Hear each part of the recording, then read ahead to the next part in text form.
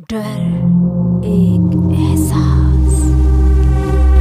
ये उन दिनों की बात है जब मैं और मेरा भाई स्टडीज़ के लिए नए नए लंदन पहुंचे थे। स्टूडेंट होने के नाते रहने के लिए हम कोई मुनासिब किराए का घर ढूंढ रहे थे।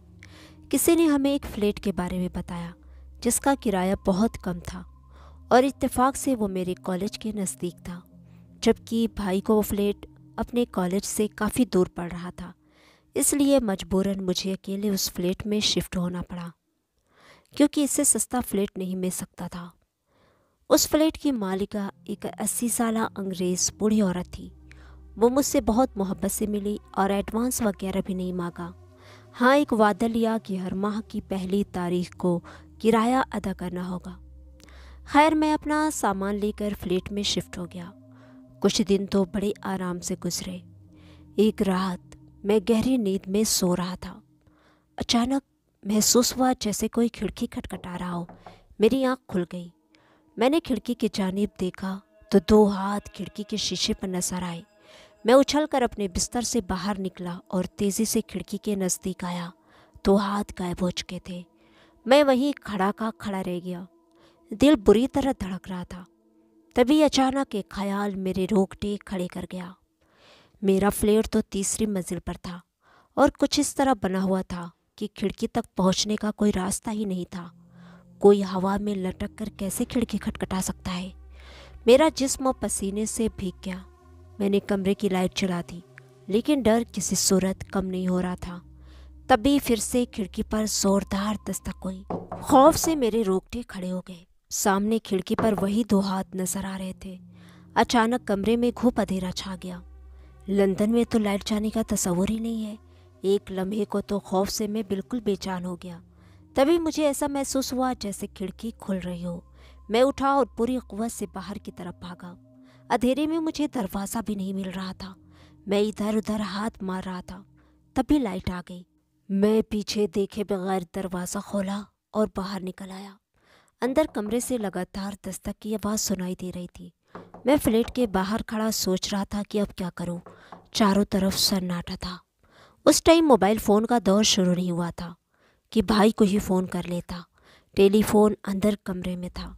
तभी लगा जैसे कोई सीढ़ियाँ चढ़कर ऊपर आ रहा हो। दिल को थोड़ी तसल्ली हुई कि चलो कोई है, उसको ही सारी सिचुएशन बताऊंगा और आने वाले के कमरे से भाई को भी कॉल कर दूंगा। कदमों की चाप धीरे धीरे नज़दीक आती चली गई। मैं आंखें फाड़ फाड़ के सामने सीढ़ियों पर देख रहा था। सामने से आवाज़ तो आ रही थी, लेकिन कोई नजर नहीं आ रहा था। उफ, ये क्या है?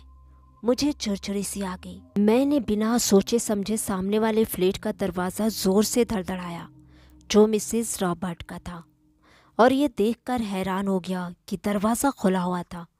मैं अंदर घुस गया। अंदर लाइट्स बंद थी।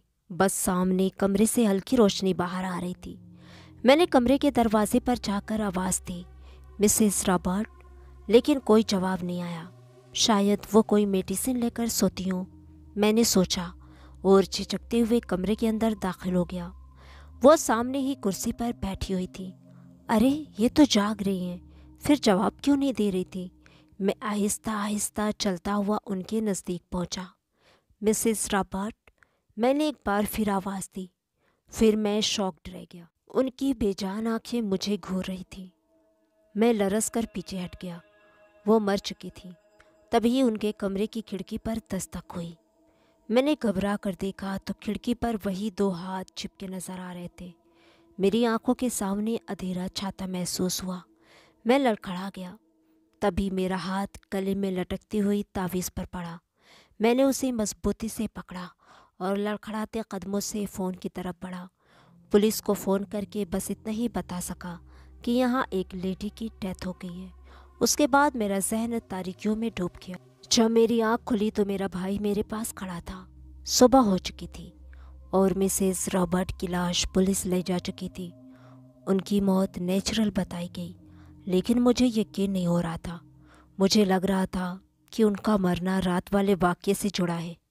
आज इस वाक़ये को 20 साल गुजर चुके हैं। मैंने वो फ्लैट उसी रोज़ छोड़ दिया था। आज भी उस खौफनाक रात को याद करके रूह कांप जाती है। सब्सक्राइब करें कहते हुए अच्छा तो नहीं लगता, लेकिन क्या करें, बिना कहे कोई सब्सक्राइब शायद करता ही नहीं है। तो अगर कहानी पसंद आए तो लाइक और सब्सक्राइब ज़रूर कर दिया करिए। शुक्रिया। मिलती हूँ एक नई कहानी के साथ जल्दी। तब तक के लिए खुदा हाफिज़।